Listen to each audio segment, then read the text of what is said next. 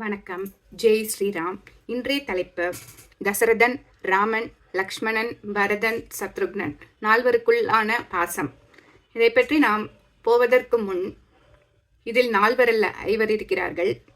தசரதன் தவமிருந்து புத்திர காமேஷ்டி யாகம் உள்ளிட்ட பல யாகங்கள் செய்து 4 மக்களை பெற்றான். அவர்களின் வரிசை ராமன், பரதன், லக்ஷ்மணன், சத்ருக்னன். இதில் லக்ஷ்மணனும் சத்ருக்னனும் இரட்டையர்கள். கூடவே தசரதனை புத்திர சோகத்தால் தான் இறப்பான் என்ற சாபமும் துரத்துகிறது. தசரதன் தன் குழந்தைகளை உயிராக கருதுகிறான். அதிலும் அந்த கரிய செம்மல் ராமனை உயிருக்கு உயிராக கருதுகிறான். அவர்களை விட்டு ஒரு நொடி பொழுதும் பிரியாது இருக்கின்றான். தசரதன் ராமனை சிறு சிறு ஏவல்கள் கொடுத்து நடக்கச் செய்து பார்த்து ரசித்துக் கொண்டே இருப்பார். ஏனென்றால் அவர் அவ்வளவு அழகு வாய்ந்தவர். குழந்தை 4வரும் 4 வேதங்களாக திகழ்கிறார்கள். அவர்கள் 4 மேனியும் பொழுதொரு வண்ணமுமாக வளர்கிறார்கள். கல்வி கேள்விகளில் கற்று தேர்கிறார்கள். அறவழியில் நிற்பதே சரி என்பதை நன்கு உணர்கிறார்கள் சிறு வயதிலேயே. தாடகை வதத்திற்கு விஸ்வாமித்திரர் உன் கரிய செம்மலை தந்திருதி என்று கேட்கிறார். அப்பொழுது தன் உயிரையே கேட்கிறார் போல ஒரு கொடுந்துயரத்தை அடைந்தார் தசரதர். இருப்பினும் வசிஷ்டர் இதனால் நன்மையே விளையும் என்று எடுத்து கூறியதால் ராமனையும் லக்ஷ்மணனையும் தாடகை வதத்திற்கு அனுப்புகிறார். தசரதன் தனக்கு பின்னால் நாட்டை ஆள்வதற்கு இந்த கரிய செம்மலை ஏற்றுவன் என்று நினைத்து அதற்கான ஏற்பாடுகளை கவனிக்கிறார். அப்பொழுது இவ்வளவு உயிராய் இருந்த மகனை பிரிய நேரிடுகிறது. எதனால் அவருடைய இளைய மனைவியான கைகையை தனக்கு கிடைத்த 2 வரத்தையும் இப்பொழுது பிரயோகப்படுத்துகிறாள். உடனேயே ராமன் காட்டிற்கு செல்ல வேண்டும், பரதன் நாடாள வேண்டும் என்று கேட்கிறாள். இதிலேயே அவருடைய பாதி உயிர் போய்விடுகிறது. ராமன் காட்டிற்கு சென்றவுடன் மிச்சம் மீதி இருந்த தசரதனின் உயிரும் பிரிந்து விடுகிறது. எதனால் அவனை பிரிந்து இருக்க மாட்டாமல் தான் அவருடைய உயிர் பிரிகிறது. இப்பொழுது லக்ஷ்மணனுக்கும் ராமனுக்கும் உள்ள பாசத்தை பார்க்கலாம். லக்ஷ்மணன் ராமன் எங்கெல்லாம் செல்கிறானோ அங்கெல்லாம் உடனேயே செல்வான். ராமனும் லக்ஷ்மணனும் நெய்குழல் உறும் இழை, அதாவது ஊடும் பாவும் போல இணைந்தே இருந்தனர். அது போலவே பரதனும் சத்ருக்னனும் இணை பிரியாது இருந்தனர். விஸ்வாமித்ரர் கரிய செம்மலாகிய ராமனை மட்டும்தான் கேட்டார். ஆனால் லக்ஷ்மணன் அதற்கு முன்னால் தயாராகி நின்றார். எனவே இருவரும் இணைந்தே சென்றனர் வனத்திற்கு. கைகேயி கூற்றுப்படி ராமனே 14 ஆண்டுகள் வனவாசம் செல்ல வேண்டும் என்று கேட்கிறாள். ஆனால் லக்ஷ்மணன் எவ்வாறு கருங்குவலை மலரும் மீனும் தண்ணீர் இல்லாமல் இருக்காதோ அதுபோல் நானும் சீதையும் நீ இல்லாமல் உயிர் வாழ மாட்டோம் என்று கூறி ராமனுக்காக கொண்டு வந்த மர உரியை தரித்து ராமனுக்கு முன்னால் செல்ல தயாராகி நின்றான். லக்ஷ்மணன் இன்னொரு பெயர் உறங்காவில்லி. உறங்காவில்லி என்றால் என்ன அர்த்தம் தெரியுமா? 14 ஆண்டுகளும் அவன் உணவே அருந்தவில்லை, உறக்கமே கொள்ளவில்லை, எந்த பெண்ணையும் ஏறெடுத்தும் பார்க்கவில்லை. இத்தகைய சகோதரனை பெற ராமன் என்ன தவம் செய்தானோ? ராவணனுடன் நடந்த போரிலே ராவண சகோதரர்களை வீழ்த்தியது பெரிதல்ல, இந்திரஜித்தை வீழ்த்தியதே கடினமானது.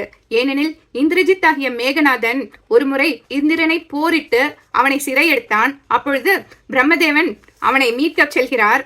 அப்பொழுது மேகநாதன் 3 வரங்களை பெற்றுவிடுகிறான். எவன் ஒருவன் 14 ஆண்டுகள் ஊனுறக்கம் இல்லாமல் எந்த பெண்ணையும் ஏறெடுத்தும் பார்க்காமல் இருக்கின்றானோ அவனால் மட்டுமே என்னுடைய உயிர் போக வேண்டும் என்று இதையெல்லாம் ஒரே நேரத்தில் அவன் செய்திருக்க வேண்டும் என்று அவன் கேட்டுக்கொள்கிறான்.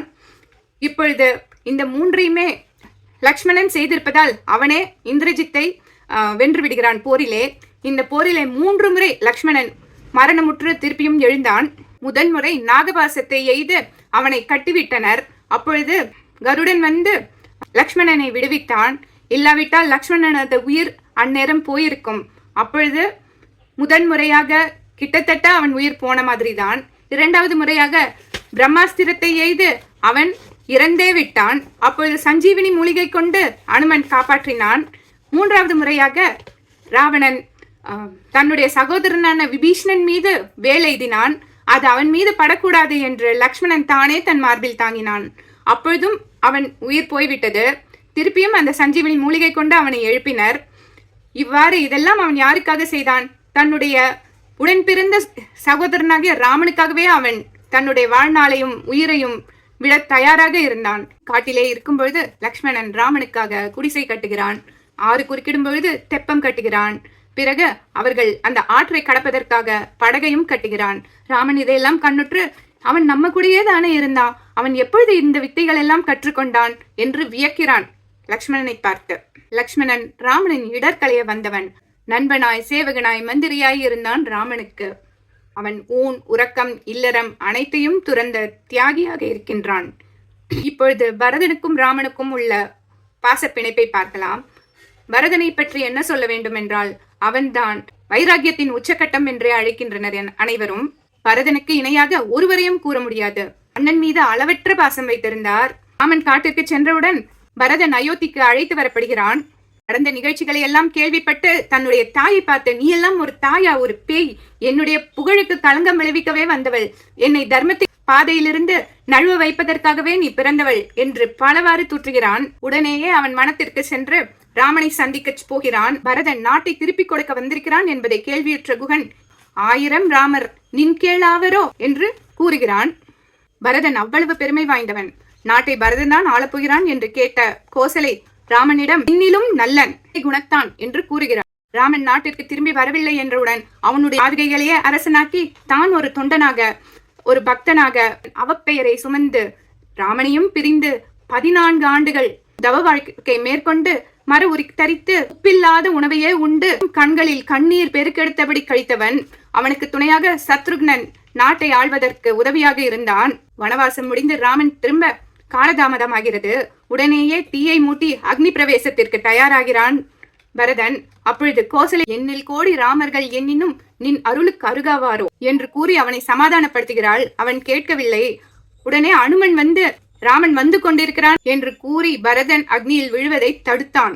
சக்கரத்தாழ்வாராகிய பரதாழ்வாரின் புகழ், ராமனின் புகழ் இருக்கும் வரை என்றென்றும் நிலைத்திருக்கும் என்பதில் எந்த சந்தேகமும் இல்லை. அதுபோலவே லக்ஷ்மணனின் புகழும் என்றென்றும் நிலைத்திருக்கும். இதில் மிகவும் பாவப்பட்ட சகோதரர் சத்ருக்னன் தான். அவரும் பரதனும் ஒரு தேரின் 2 சக்கரங்கள் போல பின்னி பிணைந்து இருந்தனர். இந்த 4வரிலும் மிகவும் பேறு பெற்றவர் சத்ருக்னன் தான். ஏனென்றால் அவருக்கு மட்டுமே தம்முடைய தந்தைக்கு இறுதிக்கடன் செய்யும் வாய்ப்பும் பேரும் கிடைத்தது. அவர் நாடாள்வதற்கு மிகவும் உறுதுணையாக இருந்தார். மகாவிஷ்ணுவின் சங்கின் அவதாரமாகவே கருதப்படுகிறார்.